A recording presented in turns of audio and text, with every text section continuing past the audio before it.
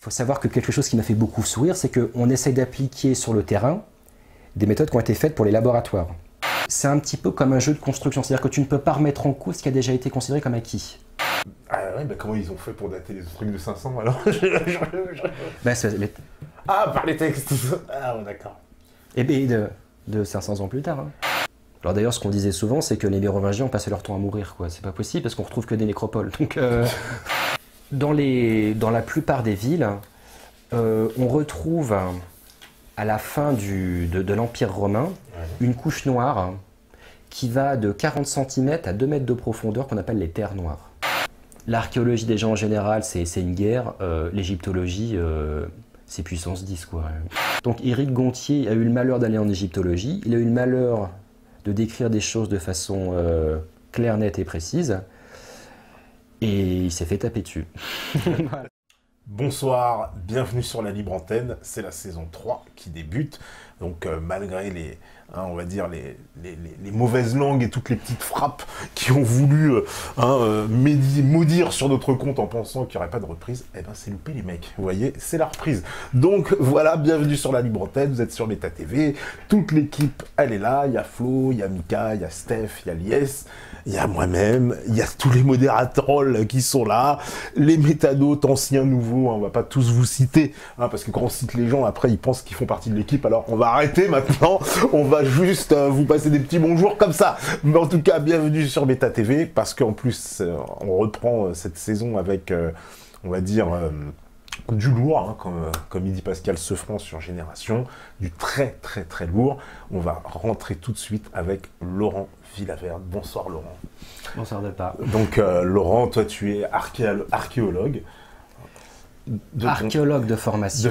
Et j'ai quitté l'archéologie pour diverses raisons.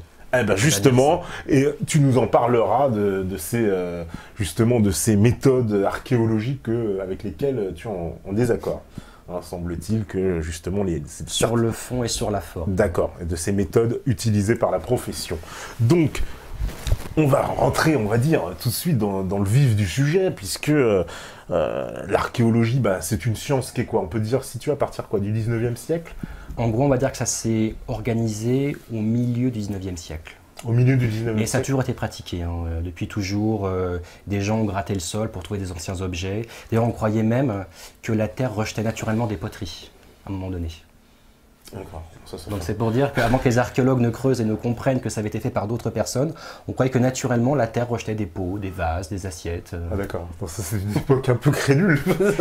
Mais donc c'est devenu, on va dire, une science à partir du 19e. Oui. C'est qui les pays? Parce que ce qu'on sait, c'est la France, l'Angleterre. C'est là que ça situe un peu l'épicentre de... Bah, c'était en fait les grands pays colonisateurs. Hein. Oui, d'accord. En gros, hein, pour simplifier. Donc on peut directement faire le lien d'ailleurs entre archéologie et colonisation, on en fait quelque part. C'est-à-dire à partir du moment où il y a cette grande colonisation européenne à partir du 19e siècle, on va dire l'archéologie, puisqu'on sait que Napoléon, dans son expédition, était essentiellement scientifique, il emmène dans ses valises tout un tas de scientifiques pour aller fouiller les sites égyptiens. C'est ça, c'est la volonté d'aller conquérir des territoires et d'aller en même temps essayer de voir ce qui se passe dans le passé du sol de ces territoires. D'accord. Et donc, bon alors, 19e siècle, c'est quoi? On jette les bases un peu du métier à ce moment-là? Il y a des dogmes qui sont encore présents de 19e siècle? C'est pas vraiment des dogmes, c'est surtout des méthodes. C'est-à-dire qu'à partir de là, on essaye de comprendre comment est-ce qu'on peut creuser dans le sol en faisant le moins de destruction possible et en comprenant tout ce qui arrive. C'est-à-dire que là, c'est le début de la stratigraphie. Une couche au-dessus d'une autre couche. On essaie de faire de la méthodologie, on essaie de comprendre comment est-ce qu'on peut tirer un maximum de tout ce qu'il y a dans le sol. C'est-à-dire qu'on forme vraiment une science, avec des méthodologies, des processus, de la typochronologie, tous ces termes barbares-là dont on reparlera. Voilà, on est en train de mettre les bases de comment est-ce qu'on peut étudier le passé à travers ces vestiges matériels, et pas à travers les textes comme le fait l'histoire. On fait du concret. D'accord, donc oui, l'archéologie, donc on peut dire, c'est la science qui se base sur l'étude de quoi? Des sites, des pierres? C'est quoi comme... Alors, l'histoire, en fait, il y a 3 disciplines pour étudier le passé, hein, en gros. Hein. Il y a l'histoire, c'est les textes. L'histoire de l'art, c'est les monuments et les œuvres d'art, tout ce qui est unique. Et l'archéologie, c'est l'étude des vestiges matériels. Alors, à la fois ceux qui sont dans le sol, donc il faut creuser pour les trouver, mais aussi ce qui est en élévation, comme les pyramides d'Égypte. Voilà, là pour le coup on ne creuse pas véritablement à proprement parler, c'est déjà là, donc c'est des relevés, on étudie la composition de la pierre, c'est toutes ces choses-là. Mais est-ce que, par exemple, l'archéologie moderne, avec toutes ces nouvelles sciences, la géologie, tout ce tout ce qui existe aujourd'hui, on peut faire des tests chimiques, etc. Est-ce qu'on se sert de tout ça aussi ou Au 19e siècle? Non, pas au 19e. Oh, peut-être au 19e siècle aussi. L'idée, c'est qu'il y avait un tel foisonnement de sciences au 19e siècle qu'il y avait déjà l'idée d'une interdisciplinarité. Ça veut dire qu'un géologue va essayer d'aller voir un confrère archéologue pour essayer d'apporter un petit peu sa lumière. Un géographe va essayer de venir aussi, ils vont croiser les données. L'idée, c'est de mélanger un petit peu tout de façon à ce que chaque spécialité puisse se servir du reste. L'archéologie a été en grande partie basée sur les termes de géologie. Parce que l'archéologie qu'on connaît le plus souvent, c'est l'archéologie, on va dans le sol, et on creuse, on gratte, on prend des objets. En archéologie, par exemple, l'unité de mesure, c'est ce qu'on appelle l'unité stratigraphique, l'US, pour simplifier. Donc c'est une US, plus une US, plus une US. Il y en a qui sont naturelles, d'autres artificielles. Et à la manière d'un géologue, on va étudier tout ça, alors plus précisément même à la manière d'un sédimentologue. Un géologue, lui, étudie la roche, principalement. Le sédimentologue, il étudie les sédiments. Tout ce qui est argileux, limoneux. Et l'archéologie se base énormément sur la sédimentologie. C'est ça. Parce que cette sédimentologie, elle nous permet on va dire, d'établir une chronologie, par exemple. Alors oui, c'est-à-dire que c'est en fait ce qu'on appelle la chronologie relative. C'est-à-dire qu'une chose est plus vieille ou plus récente qu'une autre, par un simple effet de gravité. Si on prend par exemple un objet et qu'on en met un autre par au-dessus, celui du dessus est forcément plus récent que celui du dessous. C'est tout bête, mais c'est la base de l'archéologie. C'est tout bête, mais c'est comme ça. Ça veut dire que on dit postérieur ou antérieur à une chose. Une chose à être postérieure, donc après une autre, ou antérieure, plus ancienne. Et c'est comme ça qu'on peut réfléchir à l'échelle d'un site archéologique. Qu'est-ce qui est plus récent ou plus ancien qu'une autre, sans se donner un calendrier précis. On ne parle pas de moins 300, plus 1500, quoi que ce soit. On dit, il y a 10 choses, cette chose-là est la première, sur cette chose-là il y a eu la deuxième, la troisième jusqu'à la 10e. On parle de chronologie relative. Mais alors, dans cette recherche, justement, par les sédiments, est-ce qu'on trouve des choses, des fois, qui peuvent être contradictoires Par exemple, je sais pas, je dis une bêtise pour comprendre, mais on trouve un fusil au-dessus d'une épée romaine. Donc, peut-être même le contraire, l'épée romaine au-dessus du fusil. Voilà. Alors, ça arrive parfois, hein, c'est qu'il y a de la stratigraphie inversée. Inversée, c'est-à-dire qu'on a les couches qui semblent être les plus anciennes, au-dessus de celles qui sont les plus récentes. C'est curieux quand même ça comme phénomène. Et en fait on se rend compte quand c'est comme ça, c'est qu'en fait un archéologue il est tout simplement en train de fouiller des fouilles du 19e siècle. C'est-à-dire que c'est des remblais. C'est quelque chose qui a déjà été fouillé au 19e. Donc tu prends la première couche, tu la mets par terre, tu prends la deuxième, tu la mets au-dessus de la première. D'accord. Et tu as une stratigraphie inversée qui se forme. D'accord. Voilà, c'est rigolo. Tu reviens par derrière, il refouille, d'accord. Ce qui est encore plus amusant, c'est quand on se rend compte au bout d'un mois de fouille, qu'on a fouillé du 19e siècle. Donc, mais sinon, non, pour répondre à la question, de par la gravité, tout simplement, une chose, si elle est posée à plat, celle du dessus sera forcément au-dessus. Enfin, la plus récente sera forcément au-dessus, quoi qu'il arrive. Là où il y a un problème, c'est quand on a deux choses qui ne se recoupent pas. Tu prends un trou, tu fais un autre trou 5 mètres plus loin, s'il n'y en a pas un qui coupe l'autre, tu es incapable de dire quel est le plus ancien. C'est tout bête. Donc là intervient la notion du mobilier archéologique. Alors, qu'est-ce que le mobilier? Le mobilier archéologique, alors c'est pas des tables, des chaises, des commodes, des assiettes, c'est tout ça.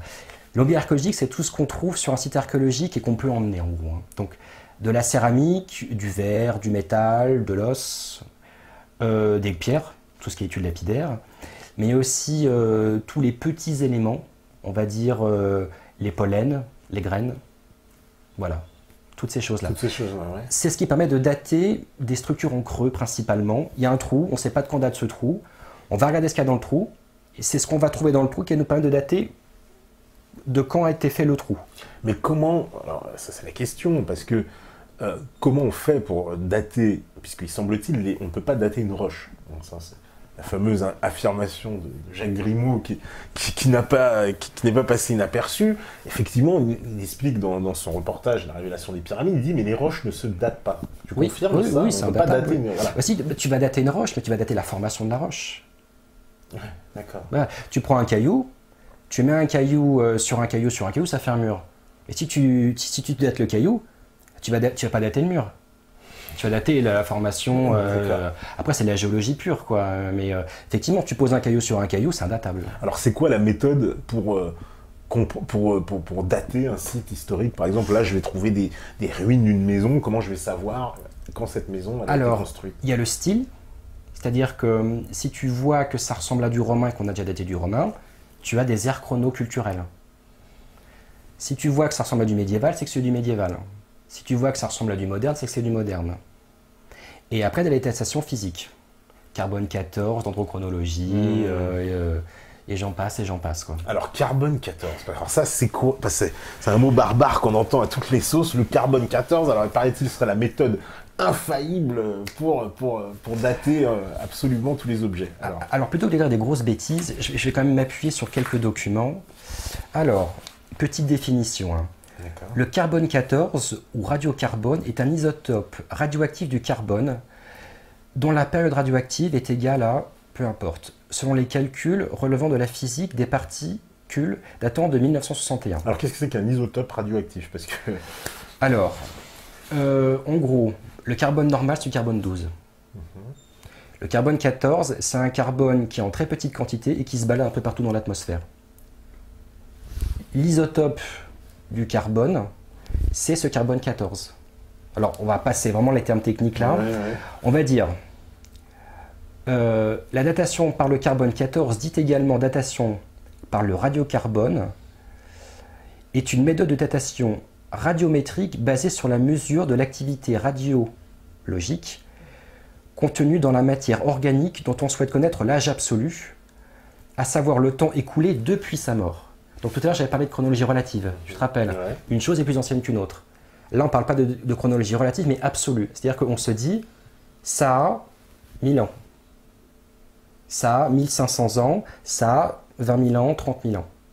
Alors comment on fait? Le carbone 14, c'est, on estime en fait que quand quelque chose d'organique a un échange avec l'atmosphère, qu'il vit tout simplement, il a un certain taux de carbone 14 qui est tout le temps constant. À partir du moment où cette matière organique meurt, je fais exprès de simplifier les termes au maximum, il y a une décroissance radioactive. C'est-à-dire que ce taux de carbone 14 baisse. Donc tu fais comme à l'école, tu prends un graphique, tu regardes le taux de carbone 14 qu'il y a dans ton objet, et tu en déduis, avec l'abscisse et l'ordonnée, depuis combien de temps est-ce que c'est mort. D'accord. Pour simplifier au maximum. Hein. Donc ça marche aussi bien pour des plantes, parce qu'on peut faire ça sur du charbon de bois par exemple. Mais sur une poterie de l'os. Ah non, pas sur de la poterie. Là, il y a d'autres méthodes. Il y a par exemple de la thermoluminescence ou cathodoluminescence. Là, j'ai un doute. Mais en tout cas, oui, voilà, c'est une des deux. Voilà. Il y a d'autres méthodes qui existent pour tout ce qui est poterie.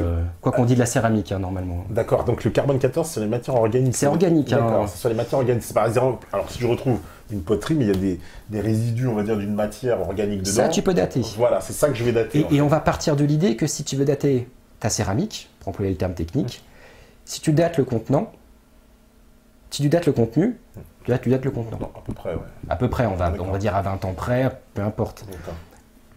Voilà, tu dates ce qui est organique, tu dates ce qu'il y a autour. C'est comme ça que tu fais. C'est comme ça.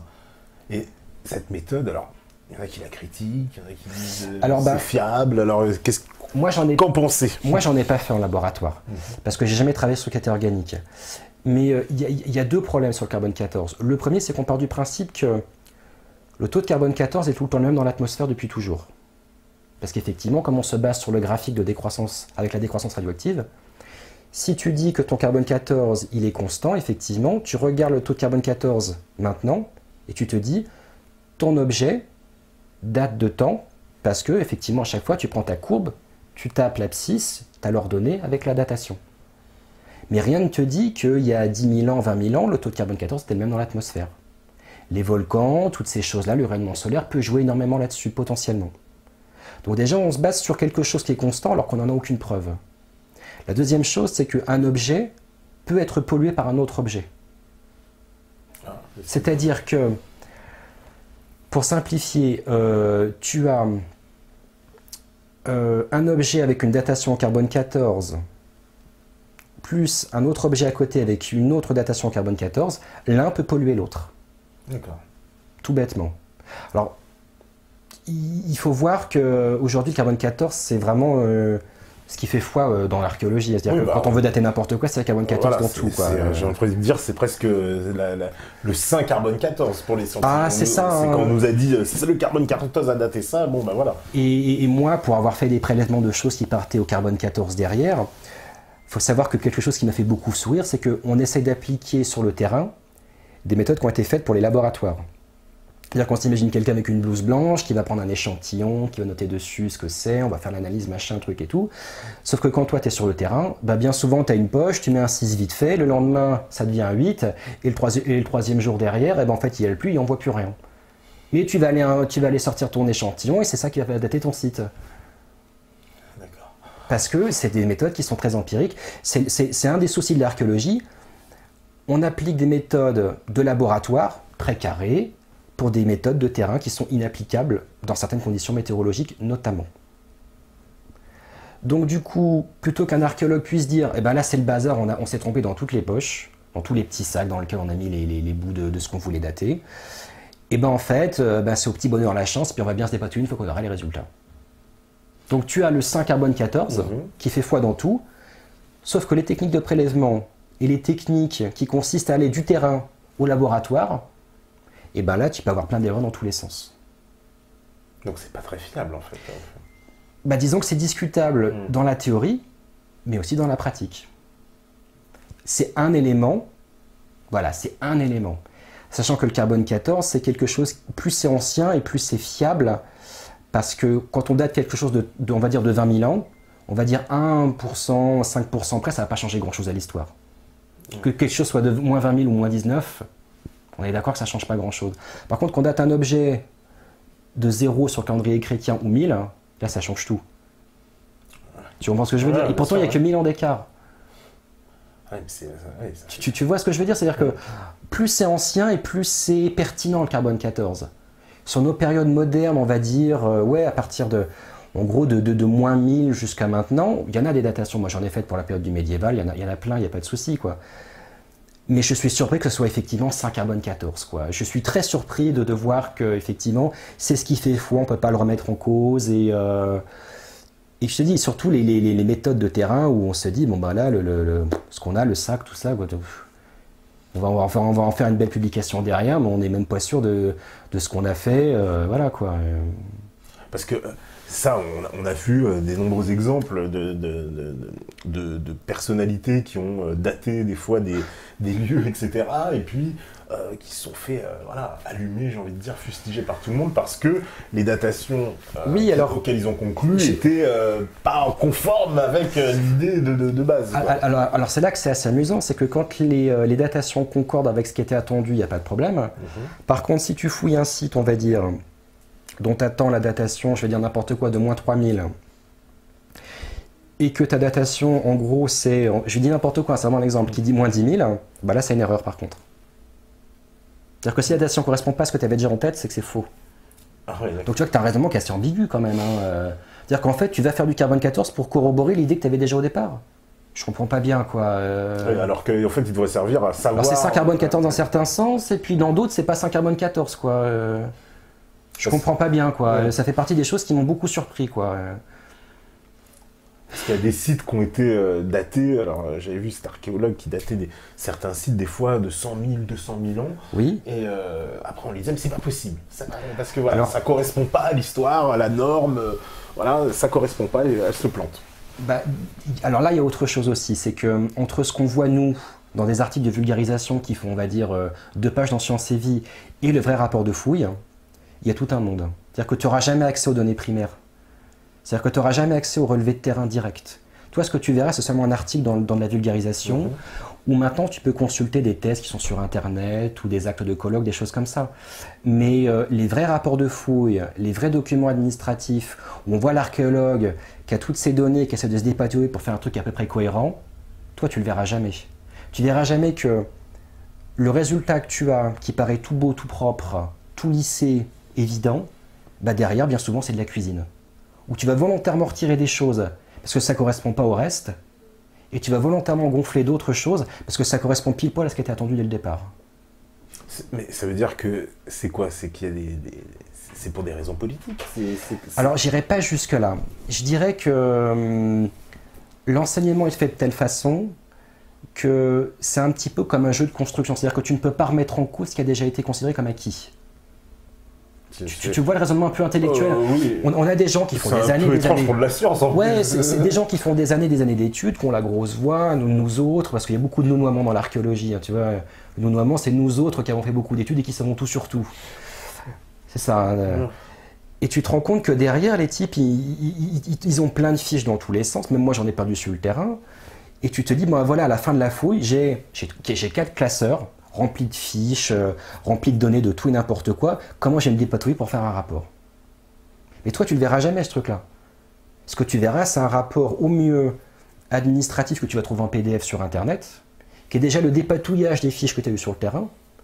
Et ce que tu auras le plus souvent, c'est soit le beau reportage à la télé, ou bien alors le truc dans Sciences et Vie, dans Sciences et Avenir, dans Le Monde, tous ces trucs-là. Est-ce que aussi le fait qu'un, par exemple, un archéologue, il arrive à certaines conclusions qui pourraient, on va dire, entre guillemets, remettre en cause certains dogmes, il n'a pas peur un peu de se sentir mais il le fera pas parce il le fera pas parce que pour la plupart ils considéreront que les résultats qu'ils ont, ils sont faux puisqu'ils ne concordent pas avec ce qu'ils attendaient dès le départ. Tu comprends le raisonnement intellectuel? D'accord, ouais.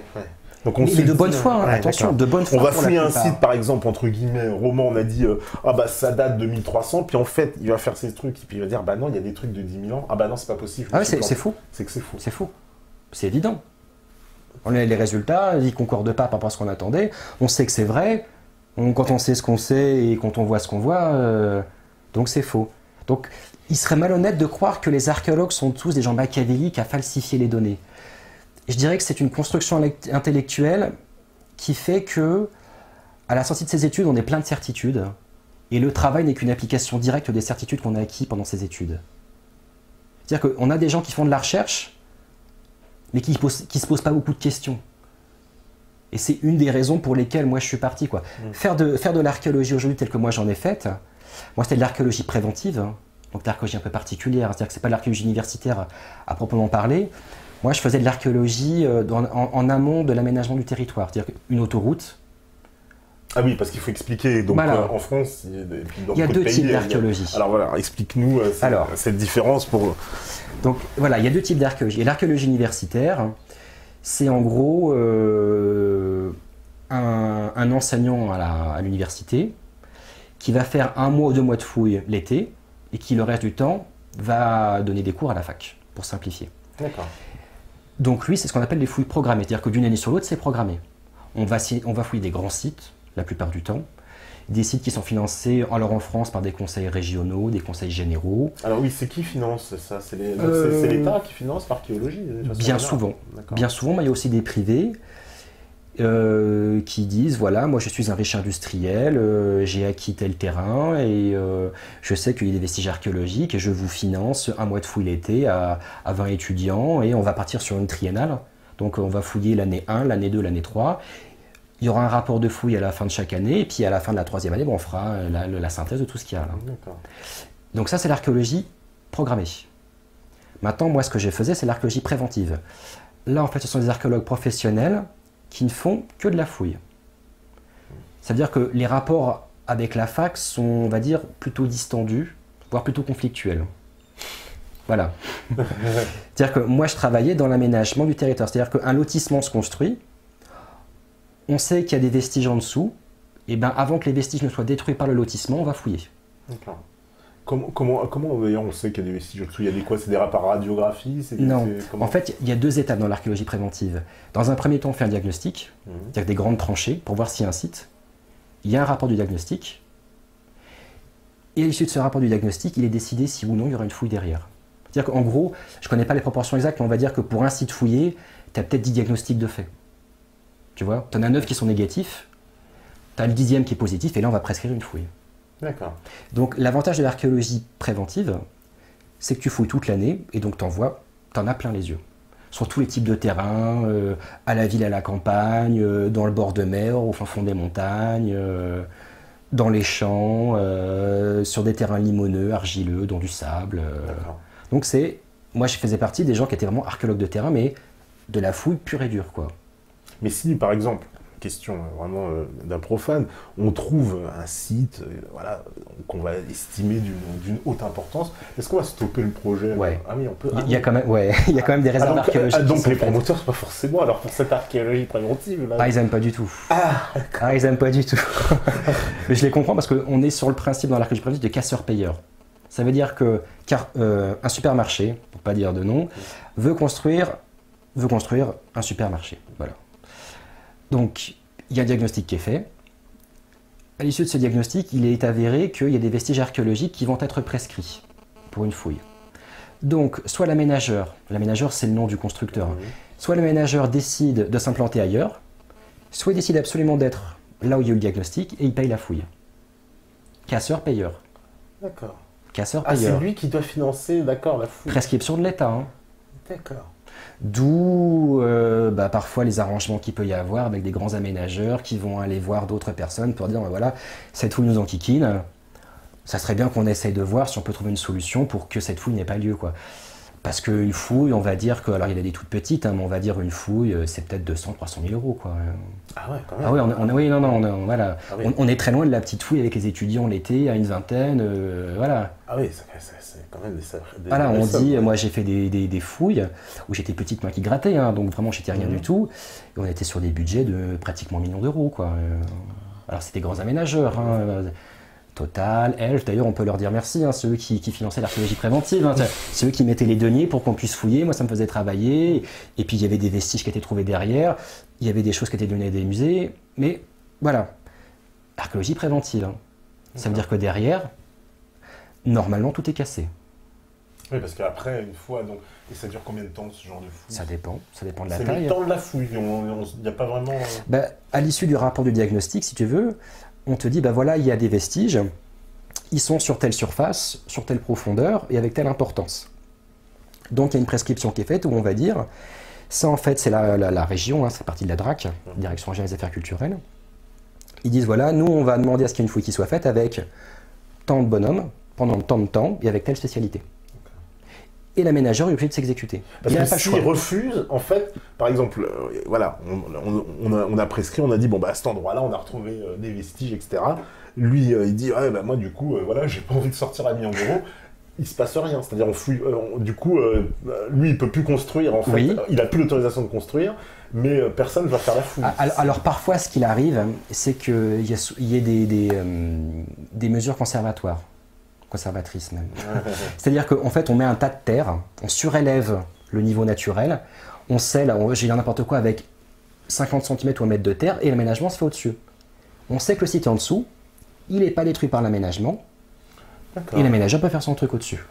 À condition qu'il ne creuse pas, lui. C'est toujours pareil. Ah, il a interdiction de creuser. Ah bah oui, parce que si on met la terre, c'est justement pour protéger, on scelle en fait. On scelle les choses, quoi. Ou bien alors, parfois, on peut dire, ce qu'on a trouvé est tellement important, qu'on considère que c'est une réserve archéologique, que c'est d'un très grand intérêt. Donc du coup, on gèle le terrain et on va demander à ce qu'il y ait des étudiants qui viennent, fouille programmée. Alors là, en général, l'aménageur, il s'arrache les cheveux parce qu'il s'était trouvé un bon petit coin pour faire un supermarché et il se retrouve avec des archéologues pendant 3 ans qui vont gratouiller de la terre là où ça l'intéresse, lui. Wow. Wow. Et sachant que dans l'archéologie préventive, il y a du public. Et du privé, tu veux dire. Et du privé. D'accord. Alors, petite chose, par exemple, si moi je trouve un super vase sur le site, il appartient à qui? Alors, normalement, 50% à l'État, 50% au propriétaire du terrain. D'accord. Sachant qu'en général, ce qui se passe, c'est que l'aménageur, il achète le terrain, et une fois que c'est à lui, il demande à ce qu'il y ait un diagnostic qui soit fait. C'est-à-dire que parfois, on se retrouve avec des aménageurs qui payent des terrains qui sont devenus inconstructibles. Ah là, ils sont très énervés, j'imagine. Ils sont pas contents, là. Non, ils sont pas bons. Ah non, ils sont pas bons. Surtout quand on leur annonce la facture et qu'ils voient arriver 20 zigotos sur le terrain, plutôt éméchés, pas très finaux, les pieds dans la boue. Ils disent voilà, ça vous fait 400 000 euros. D'accord. Alors si c'est l'État lui-même, comment ça se passe? Parce que ça peut arriver, j'imagine, que l'État fasse... voilà, ça arrive souvent d'ailleurs. Ça arrive souvent, voilà, j'imagine, on construit, voilà, je sais pas, une piscine municipale, un truc, enfin c'est l'État, entre guillemets, qui construit. Et comment ça se passe? Lui, il est obligé de faire la fouille ou... Oui, c'est pareil, sauf que quand il est un peu malin, on va dire que c'est une municipalité, on va dire un groupement de communes, c'est dans les grosses villes, et ben il monte un service archéologique, et en fait l'aménageur devient en même temps le fouilleur. C'est-à-dire que c'est, on va dire, le Grand Paris. On va dire, le Grand Paris va être un aménageur parce qu'il veut construire un super stade à un endroit donné. Il va créer un service archéologique. Ce service archéologique va dépendre du Grand Paris et il va fouiller le site en question. D'accord. Donc tu te retrouves à la fois le payeur et le fouilleur. Donc tu rends le rapport de fouille à ton supérieur hiérarchique. Je te laisse imaginer ce que ça veut dire. Bah, oui, donc c'est un peu de la magouille là, pour le coup. Alors de la magouille, c'est un peu loin, mais disons que c'est dans une opacité oui, énorme. Parce que son intérêt, c'est peut-être de... Bah, non, il n'y a rien, on a retrouvé 2 vases, c'est bon, il n'y a plus rien. Ouais, voilà, et puis il faut pas demander de rallonge, parce que parfois on dit voilà, on a fouillé pendant 3 mois sur le site, mais là, à la vue de tout ce qu'on a trouvé, c'est encore plus important de ce qui était sorti au diagnostic, donc du coup, il faut une rallonge de 2 mois, quoi.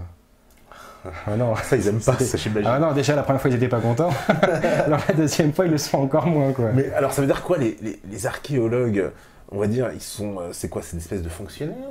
C'est quoi le statut juridique d'un archéologue? Bah ça dépend, il y a plein de choses, il y a du public, il y a du privé. Alors il y a les universitaires, ça j'ai bien compris. Ils sont un peu à part, vraiment, voilà. Ils sont un peu à mais part. Dans ton archéologie préventive, c'est quoi, c'est un peu libéral? C'est-à-dire... Il y a un appel d'offres, par exemple, ça, faut le savoir. Par exemple, l'entreprise X veut construire un supermarché à un endroit donné. Il y a un diagnostic qui est fait, pas de chance, il est positif. Donc du coup, le service régional de l'archéologie dit, voilà, nous on voudrait, pendant 5 mois, 20 archéologues. Donc du coup, comme pour la construction, on lance un appel d'offres. On veut du privé et du public qui répondent à l'appel d'offres, 20 archéologues pendant 5 mois. Et c'est le ménageur qui choisit. D'accord. Donc il y a du privé qui se fait de l'argent sur l'archéologie. Parce que ça veut dire ça aussi, ils gardent le mobilier. Ah oui, parce qu'après, oui, ils gardent... Parce que c'est quoi, ça après, il peut le revendre. Parce que, par exemple, si je trouve une pièce culturelle, je peux la... voilà, on trouve sur mon terrain une super pièce. Ah oui. Tu m'as dit, j'ai 50% à moi, 50% à l'État, c'est ça? C'est chez toi? C'est chez moi, c'est mon terrain. C'est chez toi, bon. Moi je dis, bon, bah, on me dit, cette pièce, ça vaut 200 000 euros. Bah, je dis, bah, moi c'est très bien, je la vends. Déjà, il faut savoir une chose, alors je vais peut-être dire une bêtise, mais je crois que c'est 50 cm. Ton terrain t'appartient jusqu'à 50 cm, en dessous c'est l'État. Alors je crois que c'est 50 cm, hein, mais... Ah d'accord, il y a une profondeur. Ah, oui, d'accord. Bah, pour des raisons géologiques, c'est-à-dire que si tu trouves du pétrole en dessous de chez toi, c'est pas pour toi. En gros, hein, pour simplifier, tu croyais quand même pas que tu allais faire de l'argent avec ton sol, quoi. Hein. Trop facile. Ça marche pas comme ça. Et sachant que si jamais tu déterres de ton terrain un objet dit archéologique, fouille clandestine. Ah, fouille clandestine? Ah oui. Bah moi je fouille dans mon jardin, je trouve un objet. Ah, fouille clandestine. Oui. J'ai pas le droit de fouiller dans mon jardin. Pas de poêle à frire non plus, hein. Les détecteurs à métaux, tout ça. Mais j'ai déjà vu moi plein de gens avec ça. Là, oui, mais c'est totalement illégal. Ah, c'est totalement illégal. Ah ouais. C'est prison. D'ailleurs, il y a une très bonne association qui se bat pour ça, c'est l'APA, qui prône véritablement la protection de tout le patrimoine culturel français. Voilà. Il ne faut pas fouiller, à la fois parce qu'on déterre des objets qui sont dans un contexte archéologique. Donc retirer un objet du sol, c'est le retirer de son contexte, donc on ne peut plus l'étudier. D'un point de vue purement archéologique, historique, et surtout c'est illégal, et ça coûte de la prison. Carrément. Bah écoute, on en apprend ce soir. Carrément, donc je fouille dans mon jardin. Il faut pas fouiller. Parce que j'imagine effectivement le frisson dont s'achète un détecteur à métaux, oui. Ça sonne, qu'est-ce que c'est, moi je connais plein de gens, alors dans les régions ça se passe plus dans les campagnes, hein, je pense à nos amis bourguignons entre autres, ou qui vont avec justement et qui retrouvent des vieilles pièces romaines. Ouais, moi je connais des gens des villes qui passent le week-end à ça. C'est l'occasion. Donc c'est complètement illégal. C'est totalement illégal. Il faut se prendre avec leurs pièces romaines, en fait ils n'ont pas le droit de les revendre. Oui, fouille clandestine, prison. J'ai des exemples très précis de gens qui sont, procès, qu'est-ce que vous avez fait avec ça? Même ce qu'on appelle des découvertes fortuites. C'est-à-dire que quelqu'un qui se balade, ou toi tu vas dans ton jardin, tu veux construire, tu fais un trou pour faire un piquet, pour mettre n'importe quoi, tu tombes sur un dépôt monétaire. Ouais. T'as un petit truc et t'as 20 pièces d'or romaines, machin, truc et tout, des doubles sesterces, c'est la fête, t'invites les voisins, ça y est. Hein. Et ben 3-4 jours après, t'as le gendarme qui vient et qui utilise la fouille clandestine. Donc déjà, il faut nous donner tout. Et en plus de ça, vous êtes convoqué par la police, gendarmerie, ce que vous voulez. Il faudra nous expliquer pourquoi est-ce que vous avez trouvé ça. C'est un peu sévère, ça veut dire que la personne, alors du coup, la seule solution c'est de se cacher en fait, si elle trouve, imaginons une pièce hyper rare, donc du coup il faut la cacher pour pouvoir être protégé. Quoi. Alors il faut la cacher, mais il ne faut pas la vendre sur eBay. Ah oui, parce que dès qu'on la vend sur eBay, on n'est pas très finaux quand même. Ouais. Ça, moi je connais des gens qui vont sur eBay, qui déposent des réclamations auprès d'eBay en disant sur votre site est en train d'être vendu un objet archéologique qui ne devrait pas être sur votre site. D'accord. Donc les chasseurs de trésors, alors c'est quoi? C'est pareil, mais en général ils le font pas en France. Hein. Ils le font jamais en France, ouais. Ils le font pas en France en général. D'accord. Parce que sinon, c'est la même chose. Ah oui, c'est la même chose. Je trouve, et encore, parce qu'en ce moment, il y a une réforme du patrimoine qui est en train d'être faite. Là, c'est quasiment la fin. Il est prévu apparemment que tout le territoire français soit considéré comme une réserve archéologique. C'est-à-dire qu'avant, les gens qui faisaient du détecteur à métaux, tu sais, sur les plages, pour trouver des chaînes, des machins, des trucs comme ça. Aujourd'hui, demain, il est possible que ce soit considéré comme étant de la fouille clandestine. C'est-à-dire que tu verras plus ce genre de comportement. Ah, j'en ai encore vu plein cet été avec leurs détecteurs sur les plages. Bon, évidemment, ils cherchent des petits objets. Ce que je comprends, c'est vrai qu'il y a le frisson, ça sonne, qu'est-ce que c'est, machin, un truc et tout. C'est illégal. C'est bête et méchant, mais c'est illégal. Et ça coûte cher, ça coûte très très cher. Et si ça me tombe dessus, par exemple, il y a un truc dans la mer, ça partie. Moi, je me baigne, je plonge, hop, je retrouve un objet. Ce sera rare quand même. Bon, c'est rare, imaginons, oui, c'est vrai. Mais ça peut très bien arriver, je sais pas. Je retrouve un objet dans la mer et que. Pareil, il appartient à qui là, si c'est les eaux. De toute façon, c'est dans les eaux territoriales. Donc, oui, c'est dans les eaux territoriales. C'est toujours pareil, c'est à l'État, c'est aux propriétaires. Alors, mais moi, je peux pas aller alors, je suis obligé d'aller à la police me dénoncer en disant, j'ai trouvé cet objet, qui semble être un. Et là, on m'arrête, on me dit, c'est non, ce que tu fais, c'est que tu contactes l'APA, qui est une très bonne association, et tu leur dis, voilà, j'ai fait une découverte fortuite, qu'est-ce que je dois faire? Tu les contactes, tu dis, voilà, je voudrais pas qu'on m'accuse d'avoir fait de la fouille clandestine, j'ai cet objet-là en ma possession, que dois-je faire? Et eux, ils te diront exactement quelle est la démarche à faire. Mais ça se fait, alors, ces fouilles-là, elles sont préconisées que dans, j'imagine, les grands aménagements, mais quelqu'un qui fait construire une maison, même, ça peut arriver. Ah, même une maison d'un particulier, ça peut arriver. Ah, ouais. Moi, j'ai fouillé 2 terrains, alors je dirais pas où, mais il y avait 2 terrains, et ça faisait au moins plusieurs mois, peut-être plusieurs années que les terrains étaient gelés, parce qu'il y allait y avoir une fouille, j'ai participé au truc, on a trouvé du très beau gaulois. Le propriétaire, qui est un particulier, nous a offert un très bon couscous. C'est le coût très cher, d'ailleurs. Il était très content de nous voir partir à la fin. Voilà. C'est-à-dire que le terrain, on dit la maison, non. La piscine, non plus. Ah, ouais. Ça va tellement loin, c'est qu'il y a parfois des fouilles donc préventives qui sont prescrites sur l'emplacement de l'aménagement, tu sais, des arbres. Tu sais, ça fait des carrés qui font, on va dire, 3 mètres sur 3. On va dire que le long d'une allée, tu en as une dizaine. Eh ben c'est bon. On va... Ah ouais. 3 mètres sur 3 sur 10, ouais. Et qu'est-ce qui détermine qu'on doit opérer une fouille? C'est quoi? On retrouve quoi exactement? C'est le libre arbitre de la personne qui... C'est quoi? C'est un expert qui décide d'ailleurs? C'est quelqu'un qui appartient à la DRAC. D'accord. Direction générale des affaires culturelles, et qui va dire, moi, de ce que j'ai vu du rapport du diagnostic, je considère qu'il est nécessaire de faire une fouille. Ouais. Alors, parfois, il y a des suivis de travaux aussi. Hein. C'est-à-dire que l'aménagement se fait, et tu as des archéologues qui sont là, et s'il y a quelque chose d'un peu particulier, ils disent hop, on arrête l'appel mécanique, moi je descends dans le trou, et je relève les trucs, en temps réel. Après, dans le quart d'heure suivant, c'est détruit, quoi.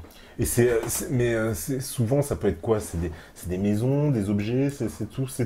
C'est tout. Ça peut être aussi bien des murs dans un centre-ville, par exemple. Il y a un aménagement de voirie, quelque chose de tout bête, dans un centre un peu historique. Et pour faire passer des fibres optiques, ce que tu veux. Ça veut dire dans des vieilles villes, je vais donner des exemples, mais genre, je sais pas, une ville comme Nîmes, Avignon, des très vieilles villes. Je déteste ça. C'est systématique, j'imagine, non? Puisqu'il doit y avoir des couches, donc systématiquement, dès qu'on fouille un peu, de toute façon, on va retrouver quelque chose, j'ai envie de dire, c'est un peu... Pour eux, c'est un cauchemar. Ah, c'est un cauchemar, carrément, pour ces villes-là. C'est un cauchemar, ça leur coûte cher. D'où l'intérêt, quand tu sais, par exemple, on va dire une ville, une grosse ville comme Rennes, Nantes, Lyon, quand ils savent que pendant 10 ans, ils vont refaire une bonne partie du centre-ville, tout l'intérêt pour eux, c'est de monter un service archéologique qui va avoir en charge les fouilles qui vont venir de la ville, quoi, si tu veux. Donc c'est à la fois l'aménageur et le fouilleur. Parce que j'ai envie de dire, dans ces sites qui sont occupés depuis tellement longtemps, on va forcément trouver quelque chose dès qu'on va creuser dans ce coin-là. Oui, t'imagines, tu vas à Paris, tu vas rue Saint-Jacques, tout ça, tu vas trouver. Après, est-ce que c'est vraiment toujours pertinent de prescrire des fouilles pour dire, voilà, il y avait des cailloux à cet endroit-là? Parce qu'à Paris, par exemple, il doit y en avoir beaucoup aussi, j'imagine. C'est toujours pareil, mais il y a des fouilles, même en ce moment, je suis sûr qu'il y a des fouilles privées, publiques, voilà, quoi. Oui, systématiquement, parce que sur des très vieilles villes comme ça, forcément, on va creuser, on va retrouver quelque chose. D'ailleurs, à la fin du mois, là, il y a les journées du patrimoine, journée européenne du patrimoine. Il y a des sites archéologiques qui vont être ouverts. Donc c'est bien d'inviter tout le monde à aller visiter ces sites-là pour les journées du patrimoine. Allez vous rendre compte de ce que c'est à la fois que le travail des archéologues et de ce qui est trouvé en urbain, en rural. En urbain, c'est en général très impressionnant parce que tu t'imagines, tu sors de ton travail, tu as un trou dans la rue, et là, tu as 3 archéologues qui fouillent. C'est assez pittoresque, c'est assez incongru, mais c'est là. Et tu vas avoir des bouts de mur, tout un tas de choses, et tout ça. Tu te dis, je suis passé 50 fois devant, si ce n'est pas 5000 fois devant depuis que je travaille, et là-dessous, il y avait ça. Donc là, les journées du patrimoine, c'est l'occasion d'aller voir ce genre de choses. D'accord. Alors en plus, j'imagine, par exemple, si on retrouve, justement, tu as parlé d'un bout de mur, alors j'imagine qu'on ne le détruit pas, on le détruit après. Ah ouais? C'est l'aménagement. On fait quoi alors? On prend des photos, des extraits, puis on détruit? On prend des photos, on mesure, on regarde le mortier. Enfin, après, il y a des procédures pour tout ça. On prend toutes les informations scientifiques. Et le jeu, c'est que si c'est de l'archéologie préventive, normalement, c'est détruit. À moins que ce soit très exceptionnel, mais tout est détruit. D'accord. Même si on tombe, je sais pas, une vieille tombe celte avec tout un tas d'objets. Un truc classique, c'est par exemple une petite église au fin fond de la campagne. Ils veulent refaire les gouttières et le système d'écoulement d'eau autour de la vieille église, dont personne ne va, il n'y a plus de messe depuis des années. Et on va dire qu'à peu près à 30 cm en dessous de là où tu marches, tu as les sarcophages mérovingiens. Relevés, tout le bazar, des très beaux sarcophages mérovingiens en pierre, tu vois, bling bling. Et une fois que les relevés sont faits, qu'on a regardé les squelettes qu'il y avait dedans, les a pesés, mesurés, enfin tout ce que font les anthropologues, après tu as la grosse pelle mécanique qui arrive, il met un grand coup de pelle là-dedans et c'est fini. C'est horrible. Enfin, là, tu me fais froid dans le dos quand tu me dis ça. Ça veut dire que le passé, il est balayé par des coups de pelle mécaniques. Moi, ce que je vais te dire déjà, c'est bête à dire, mais moi, ça m'a fait vivre pendant des années, déjà d'une part. Et puis d'autre part, à quoi ça sert d'avoir le 10 millionième sarcophage mérovingien? Ah, d'accord, oui, on veut pas tout garder, c'est ça. Qu'est-ce que tu veux faire, quoi? Quand tu as de la céramique, moi, j'ai participé à une fouille qui était vraiment une espèce de fouille cathédrale. On était des dizaines et des dizaines, tu vois. Et à la fin, on avait plusieurs tonnes de céramique qu'on avait ramassées. Ça représentait en termes de tessons, tu vois, le tesson c'est une bout de céramique, plusieurs centaines de milliers de tessons. Qu'est-ce que tu veux en faire, quoi? T'as pas le droit de les vendre? Donc on balance tout, quoi. Mais je sais pas, les sarcophages, on peut pas les remettre dans un musée, mais quelque part, non? Quand t'as une vitrine avec 10 sarcophages, tu vas mettre le 11e. Ouais. On en a déjà puis le deuxième pendant qu'on y est. Puis 5 ans plus tard, t'auras une autre fouille, ça fera le 13e. Ouais, d'accord. Et donc tout est détruit, non? C'est un peu triste, je trouve, c'est pas ça. Alors t'as des dépôts archéologiques, quand même, c'est-à-dire que tu prélèves tout, tu mets ça dans des caisses, enfin c'est une logistique de fou, quoi. Mais même les objets, je sais pas, je trouve des colliers, c'est des choses, ça prend pas de place, ça. Ou alors on n'en trouve pas tant que ça, des colliers, je te rassure. C'est comme les lingots d'or, ça, faut arrêter. Ou bien alors, ils sont volés sur le terrain, mais moi j'en ai pas vu beaucoup. Mais non, mais après ça va dans des dépôts archéologiques, et puis c'est fini dans des caisses, dans le fond des hangars, quoi. Après, moi je me rappelle avoir visité un hôpital à Saintes, où il y avait une fouille préventive avant que l'hôpital se construise. Et quand on va dans le hall de l'hôpital de Saintes, tu as quelques petites vitrines, ils te disent voilà, il y avait un site archéologique en dessous et les vitrines présentent les objets qu'il y avait en partie là-dessous. Là c'est chouette là. Ça c'est de la petite muséographie, il y a un petit machin sympa. Quand tu attends dans le hall de l'hôpital, moi tu vois des vieux objets, enfin... Là, il y a quelque chose de concret, quoi. Bah ouais, quand même. Mais c'est pas souvent le cas. C'est pas souvent le cas. Non, parce que je trouve, enfin, c'est un peu bizarre, je trouve, de mettre tellement de moyens, tellement d'argent pour fouiller, l'obligation, etc. Puis à la fin, on détruit tout, quoi.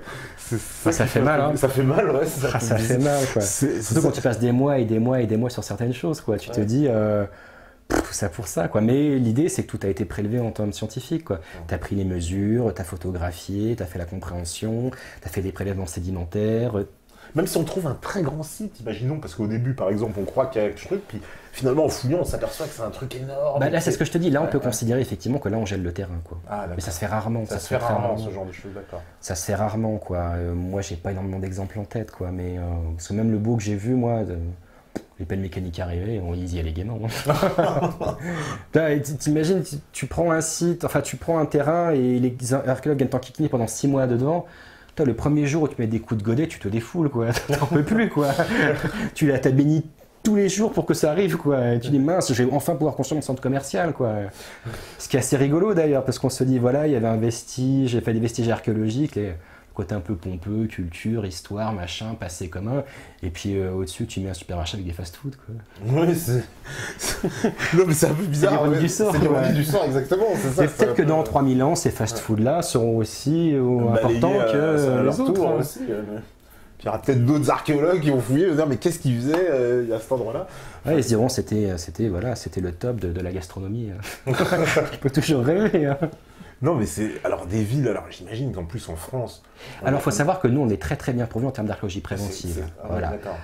Moi, j'ai déjà discuté avec des archéologues italiens. Ils me disaient que l'archéologie préventive là-bas était très très mal développée. Et quand les centres-villes étaient refaits, ils cassaient, mais c'était encore plus beau que ce qu'on avait en France. Ils perdent leur patrimoine alors. Ouais, mais c'est pareil. Pour avoir quoi, le 20e sarcophage? C'est ce qu'on va dire. Au bout d'un moment, on est presque blasé, quoi. On dit, encore une villa romaine. C'est côté blasé, tu vois. Tu vas te dire, encore des squelettes. Donc finalement, les découvertes, on va dire, exceptionnelles sont plutôt rares, alors, en fait. À l'échelle de la France, oui. C'est pour ça qu'il ne faut pas considérer que l'archéologie, c'est des grandes trouvailles tous les jours, c'est des reportages à la télévision qui sont nécessaires, tout ça. Je ne connais pas la proportion, mais je dirais que moi, de ce que j'ai vu, il y avait 9 fouilles sur 10 qui ne faisaient pas avancer l'histoire, si tu veux, tu vois. C'est ça que pour en revenir à ce qu'on disait tout à l'heure, l'archéologie préventive, c'est une source immense de données pour comprendre le quotidien. D'accord. Mais tu ne vas pas trouver le site qui va révolutionner normalement l'histoire, tu ne vas pas trouver la pyramide Inca. C'est rare que dans l'Île-de-France on trouve une pyramide Inca, tu vois. Il y en a très peu en général. Mais tu as la compréhension du quotidien d'une société, d'une civilisation. Si tu veux comprendre le Romain en tant que personne, comment il vivait, comment il construisait ses maisons, tout ça. Alors tu as Pompéi, parce que tu connais Pompéi, parce que là c'est ouvert. C'est tellement célèbre, oui, Pompéi. Mais tu n'as pas besoin d'aller forcément à Pompéi pour voir ça. Tu as des tas de sites en France où tu vois du très beau romain, c'est très bien mis en valeur. Et l'archéologie préventive... On a des ruines antiques comme ça en France, comme Pompéi. Sauf que c'est pas mis en valeur pour des raisons politiques. Parce qu'on considère que d'une certaine façon... l'homme intelligent, l'homme bien, il est né à partir de 1789 et le reste n'avait pas d'importance. Tout ce qui se passe avant. Oui, des rois, des reines, des druides. Ça, faut oublier. Ouais, et puis il parle à peine français. Non, mais c'est quand même Au-delà de tout ce qu'on pourrait imaginer de conspirationniste autour de l'archéologie, l'archéologie elle est partout autour de nous, quoi. Il y en a, mais partout, quoi. On estime qu'à peu près on va dire 1% des sites archéologiques ont été fouillés à ce jour. Donc 99%. Ouais. Donc on peut encore dire qu'on pourra faire des découvertes extraordinaires en matière d'archéologie. Et surtout sur de l'archéologie du quotidien, parce que moi l'archéologie bling bling, à trouver du métal, enfin de l'or, des machins, ça m'intéresse pas du tout. Moi ce que j'aimais c'était, toi et moi, qui vivons dans une petite maison à la campagne, et 2000 ans plus tard, il y a des gens qui viennent voir ce qui se passe. Comment est-ce que tu refais ton mur avec les moyens du bord? Comment est-ce que tu fais la sépulture pour ta petite femme qui est morte en couche quand elle avait 25 ans? Comment tu fais ton puits avec ton beau-frère et ton neveu? Enfin, tu vois, des trucs du quotidien. Quelqu'un vient après coup, il étudie ce que tu étais et comment tu vivais. Et est-ce qu'on peut dire, alors là, c'est d'un point de vue des sciences, justement, est-ce qu'on peut pas finalement séparer l'archéologie de l'histoire? Alors là, c'est la grosse ambiguïté. Oui. Parce que c'est parfois un peu la guerre entre les archéologues et les historiens, parce que les historiens étudient les textes, mais les textes, ils sont forcément partials. C'est-à-dire qu'à notre époque, toute bête, on va étudier 1 an d'actualité politique. Si tu regardes Le Parisien ou l'Express, ou bien alors... Libération, tu n'auras pas du tout la même vision. La même chose. Ouais. Et admettons, t'imagines, dans 2000 ans, un historien tombe sur les archives du Figaro. Extraordinaire, il va te sortir une histoire. Mais s'il était tombé sur l'Express, il en aurait eu tout une autre. S'il était tombé sur Le Monde, il en aurait eu une autre. À mon sens, les seuls vrais vestiges sur lesquels on ne peut pas discuter... de la falsification, c'est bien l'archéologie. Hein. On dit souvent rien ne disparaît sans laisser de traces. Quand tu vois un puits, c'est un puits. Oui, quand tu vois une trace d'incendie... J'ai envie de dire que l'archéologie, il y a du concret. Quoi. Enfin, tu comprends pourquoi est-ce que c'est très intéressant d'essayer d'avoir, on va dire, des leviers pour contrôler cette discipline. Parce qu'un texte, il peut te dire ce qu'il veut. Il peut être vraiment pour ou contre une chose parce que le roi, le seigneur, ce que tu veux, le pouvoir en place, voulait changer quelque chose. Mais quand tu vois une trace d'incendie sur un site entier, tu te dis qu'effectivement le site il a été détruit de telle façon. Quand tu vois que par exemple, tu as des trous qui sont remplis de graines fossilisées, de plein de choses, tu peux te dire qu'il y avait de l'agriculture, que les gens ne mourraient pas de faim. Si tu trouves... voilà. Donc il peut y avoir un moment donné, par exemple, où il y a une contradiction entre... ce qui est admis par l'histoire et les découvertes archéologiques, alors. Oui, absolument. C'est là que tu te dis que tu as une... D'ailleurs, ce qui est assez amusant, c'est que l'étude du passé, on appelle ça l'histoire. C'est qu'une étude du passé, c'est les textes. Tu vois, même dans le vocabulaire. Oui, même dans le vocabulaire, oui. Plutôt que d'appeler ça l'histoire, on devrait appeler ça... Tiens, tout à l'heure, j'ai un cours d'étude du passé. Ça serait pas illogique. Parce qu'il y a des... alors j'imagine... Ça serait pas illogique du tout. Hein, il peut y avoir donc on va dire des conflits justement entre historiens et archéologues alors. Ah c'est pas... il peut. Il y a. Et c'est violent parfois. D'accord. C'est violent parce que on est dans une lutte d'ego avec des gens qui ont fait beaucoup d'études et qui sont persuadés à la fin de leur étude d'avoir raison sur tout. Alors que l'archéologie te donne une version du passé, l'histoire t'en donne une autre. Et là où ça devient amusant, c'est quand l'histoire te décrit parfaitement bien des périodes que tu ne retrouves pas au sol. Oui. Voilà, on y arrive tout doucement. On y arrive tout doucement. On a mis 50 minutes. Oui, c'est ce qu'on avait dit, mais c'est exactement ça, d'accord. C'est qu'effectivement, l'histoire, voilà, c'est beau, et le roi, la reine, l'empereur, le machin, il s'est marié, il a fait la guerre et tout ça, mais sur le terrain... Parce que sur le terrain... Ils te le disent, dans le texte, au nord de telle ville, il y a eu la bataille. Tu vas là-bas, rien...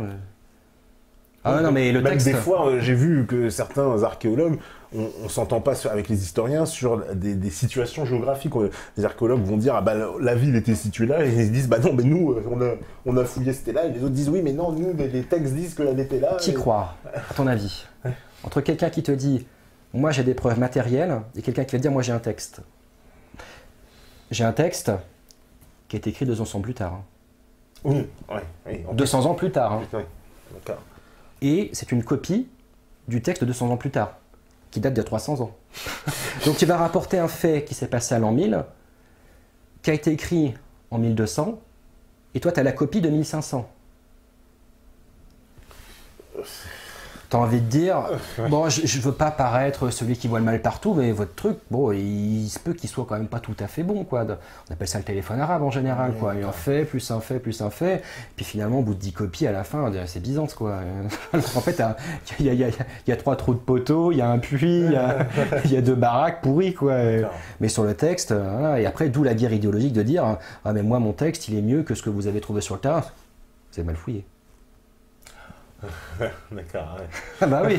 Et donc il y a des conflits, alors parce que j'ai vu aussi, alors les géologues, ils sont quoi, plutôt du côté des archéologues, des historiens? Alors les géologues, c'est encore différent parce qu'ils sont formés à la fac de sciences. Historiens et archéologues et historiens de l'art, eux, c'est les lettres. D'accord.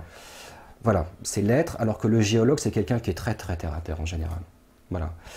Et le géologue, lui, va s'intéresser au contexte naturel qui entoure les sites archéologiques.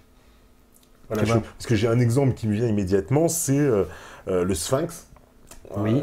Avec le fameux responsable d'université de géologie de Boston, si je m'abuse, qui a fait des relevés en fait, qui mentionnent que en fait la roche en fait qui entoure le Sphinx est la même roche que le Sphinx lui-même, puisque ça a été bâti d'un bloc. Oui. Et donc, sur base de ces observations, en particulier de l'érosion qui est due à des pluies tropicales, il a estimé l'âge du Sphinx à 20 000 à 25 000 ans.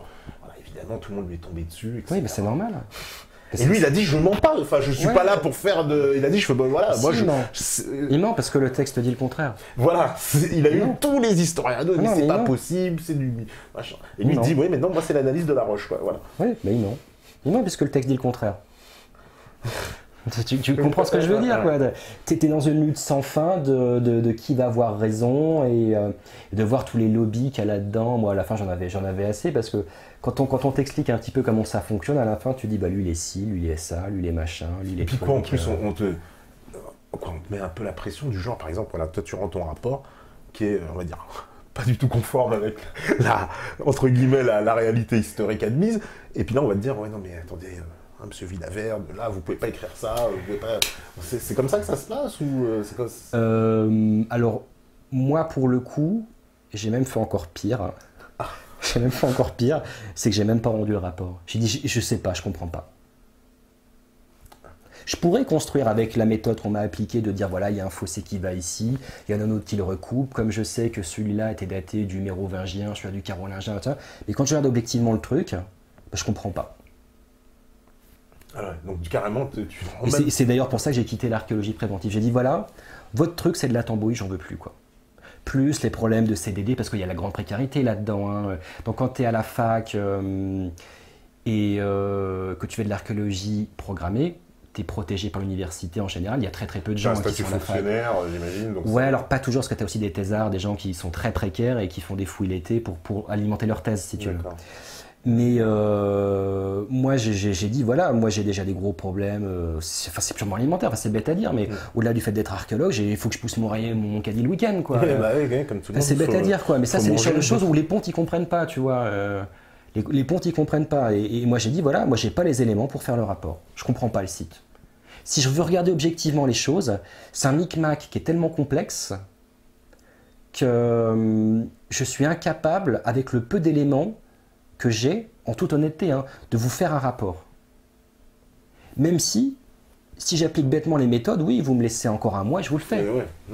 Mais moi, de ce que je vois en totale objectivité, moi qui viens de la biologie, puisqu'au départ, je sais pas, le profil du bac L, tu sais, le littéraire qui va essayer de disserter pendant des pages et des pages sur ce qu'il trouve sur le terrain, en tant que personne qui a été formée aux sciences dures, aux sciences carrées, elle a un coup de trick, hein, tu vois.